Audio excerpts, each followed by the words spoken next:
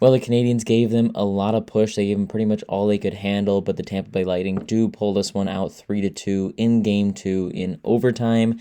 Another solid game for the Canadians. I thought there were, moments that were good, moments that weren't so good for the Canadians in this one. Obviously, I keep coming back to the experience factor. It keeps being the same thing about how, Tampa Bay is the much more experienced team overall in this playoffs here. So I think that kind of came out a little bit, especially towards the end and overtime there for Tampa, and that's what gave them this win here. Also, what caused Montreal to kind of give up this game a little bit. It just felt like we definitely just ran out of gas. We definitely just, there's just things that we need to be doing a little bit better there towards the end of that game. And pretty much ever since Kucherov scored to tie that game up, it just became Canadians just fighting for their lives to stay involved in that game. Didn't quite happen the way that we'd like it to, and then that's how it goes. But as I said before, as I said in my preview, as I said in Game 1, like this series is going the distance. We all know it. The Canadians and the Lightning are about as toe-to-toe as you can possibly imagine. These two teams, like as you can see through these first two games here, it is very much an even slate here. These teams are very even split here. Obviously, when both games go to overtime, it's pretty indicative of a pretty even split series there. So that's what we've got going on in this one here.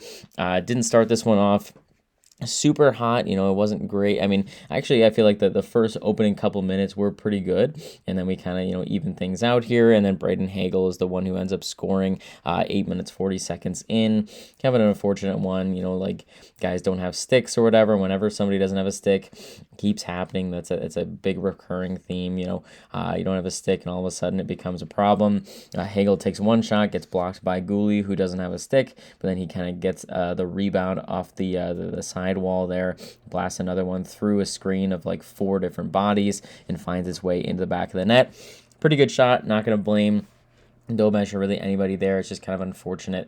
You got to get pucks out. That's a big thing. We can't get hemmed in the zone. That's exactly what kind of happens there. We get hemmed in, we lose a stick, and all of a sudden we're kind of just fighting for our lives. And unfortunately, we do get killed a little bit on that one. Makes it 1-0. Lane Hudson, though, a little bit later on the power play will score. Kind of a fortuitous bounce a little bit. Gets a nice little bounce off of the knee of a defenseman there. Bounces past Vasilevsky and in on the power play. So our power play continues to look pretty good when it gets set up. Of course, we had some power plays in this game that did not really get set up the way that we'd like them to, and that did not really work for us very well. So fortunately on this one, Lane Hudson is able to get a bomb off, goes off of the knee of a defenseman and in. Suzuki and Caulfield both get their third assist of the playoffs on that one as well. Big goal to tie the game up, and we go into the first intermission tied up. I felt like the Canadians played pretty well in that first period. I think, we were definitely giving them a lot of pressure. There were a lot of chances that could have gone in for us, a lot of chances that could have gone in for them as well. I mean, I don't know how many times I'm going to be able to say this, but, it's a very even series. Pretty much everything is tight out there. There's not much, either team can be doing to really dominate this series. It's very much an even slate. That's kind of how it goes for the majority of the game. Josh Anderson, though, at the tail end of the second period, will put the Canadians up by 1. He's just been an absolute force in these playoffs. He's right back where he was a year ago, and even further than that in 2021. He's doing exactly the same thing as he was doing then. Playing very, very well for us there. He gets a nice feed, a really nice feed from Phil Deneau from behind the net, and Josh Anderson taps this one home past Vasilevsky. It's his second goal of the playoffs. Deneau and Evans their first point, getting the assist on that goal there. That's a big goal to give us that 2-1 lead. Obviously, he doesn't hold, but I mean, Josh Anderson has been absolutely incredible. He's doing everything that we need him to be doing in these playoffs. So hats off to him. Obviously, he's been doing very, very well there.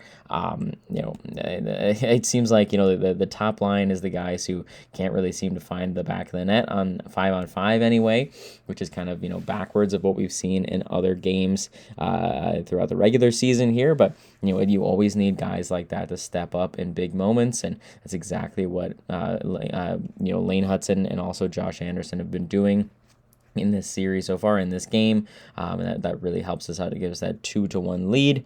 We end up holding that 2-1 lead for a good period of time, but then Nikita Kucherov, inevitably, he was going to score eventually. He does there. It's a tough play there. You go all the way back to where it starts, and Suzuki is on the far side, kind of on the near side by the camera there, the left side of the ice. He's streaking up the ice, and he's got nobody in his sights. He's going off on a breakaway if the pass gets across.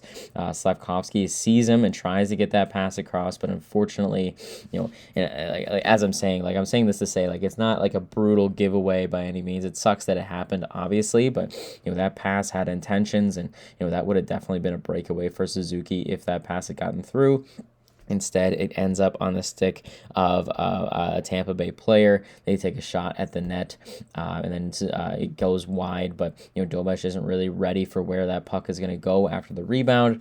Nikita Kucherov finds that one from behind the net and wraps it around to score. Dobesh just not quite quick enough to make that save, so unfortunate there. It's just kind of a series of unfortunate events. It could have very well been a goal for Montreal the other way if that pass had gotten through, but it doesn't, and it ends up tying the game for Tampa. So really unfortunate there.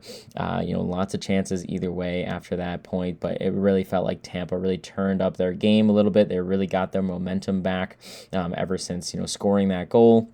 Montreal got a power play late thanks to a really brutal hit from Sanborn, I think it was, that hit Josh Anderson square in the back for no reason. Should have been 5 maybe. I mean, I makes sense to me that it's only 2, but it was. I feel like that was definitely with malicious intent in my opinion. He definitely meant to make that hit, and he did not care if he was going to get a penalty on that. Unfortunate that we do not capitalize. Lane Hudson almost gets his second of the game to give us that 3-2 lead, but it goes off of the post instead. So unfortunate break there, and that sends us to overtime. And then in overtime is where things really went from bad to worse for the Canadians. We were playing okay up until the overtime frame. We just did not come out ready to play in overtime whatsoever.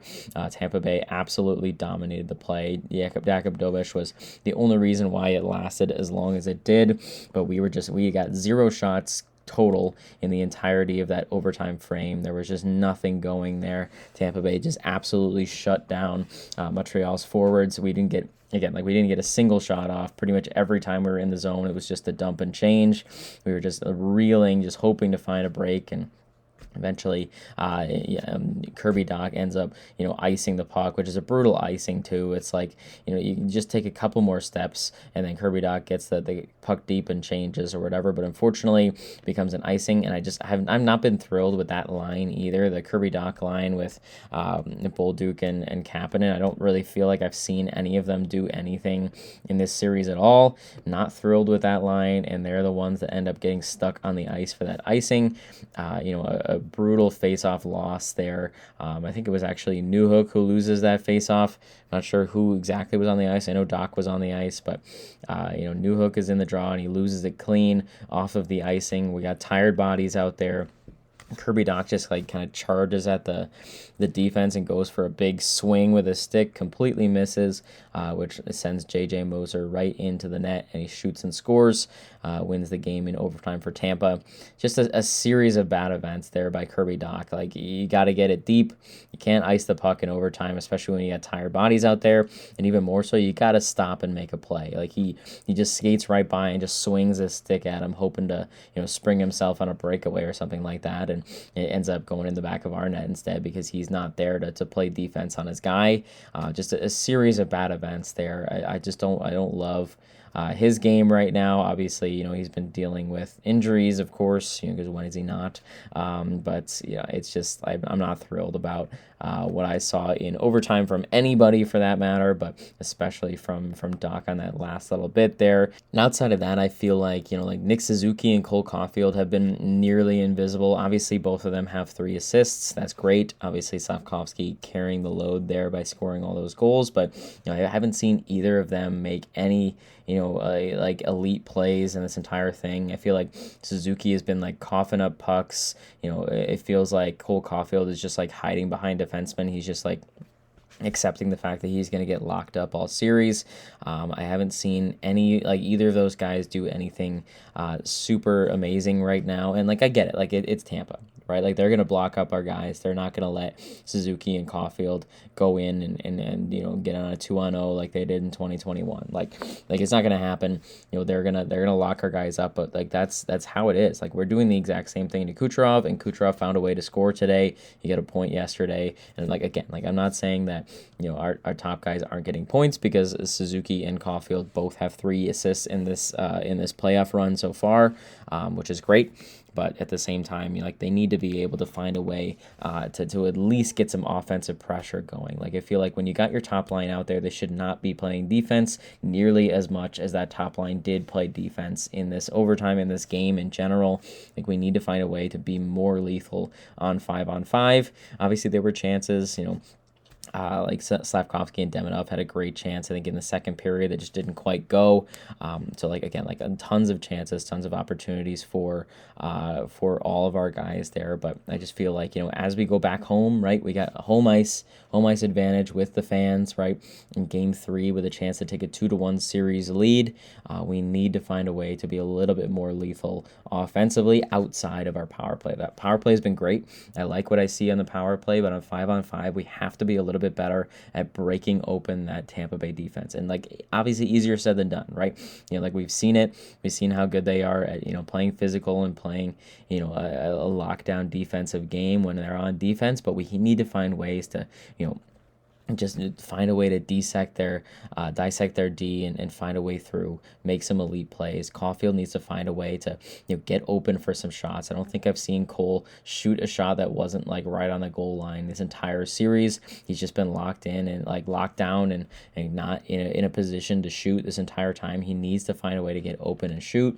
We know how lethal he is. He's got 51 goals on the regular season. He needs to find a way to get available for a shot and score a goal here like that. It's going to be a crucial thing. Like we cannot rely on our bottom 6 guys for the entire series to carry the mail offensively. Outside of the power play, we need to find a way to get Suzuki and Cole Caulfield in a position to shoot pucks and just generate offense. They don't even have to score. They just need to be in a position to put Tampa on their heels and change the momentum of the game. And especially when we go to Montreal and the fans are going to be insane, right? Like this is playoffs in the Bell Center, right? Like it's going to be crazy.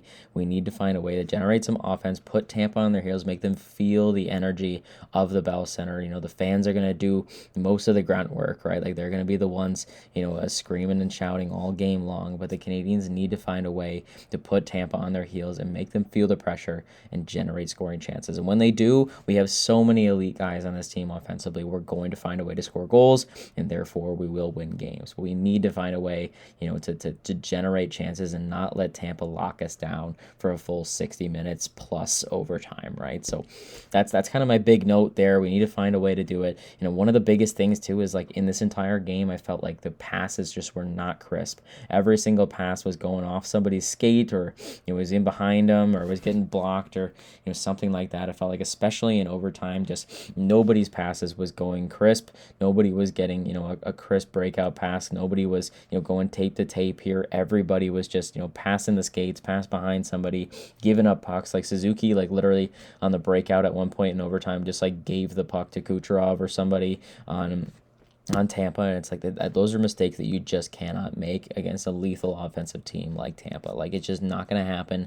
And not only that, like defensively wise, but we're not going to be able to generate any offense. We can't win a game if we're not going to like make passes. It's like textbook like hockey 101. Make a tape to tape pass, move your feet, find a way to the net, put a puck on net. Like that's what we need to do. Go back to the basics, and then let the skill, let the creativity come with it. But we have to find a way to do those basic things, get those pucks on net, make those tape to tape passes, get the puck deep, don't ice the puck for the love of God, and we'll find a way. So, obviously it's disappointing, especially in a game that we were leading late. We could have definitely found a way to win this game, but unfortunately we do come up short, lose in overtime there. But, I think that there are things the Canadians can do to play a little bit better. They get the home ice advantage for the next 2 games here. So I expect big things out of the Canadians on Friday. So that is pretty much all I have for this one. Disappointing one to say the least, but we all know this one's going 7 games. So the Canadians just just need to be the ones to get that last laugh, and hopefully we put ourselves in a good position to make that happen on Friday. So as I said before, this is all I have for you on this one. Thank you so much for watching. Go Habs as always, and I will see you after a big win, 2-1 series lead. Hopefully we make a couple good passes, for Christ's sake, and we win on Friday.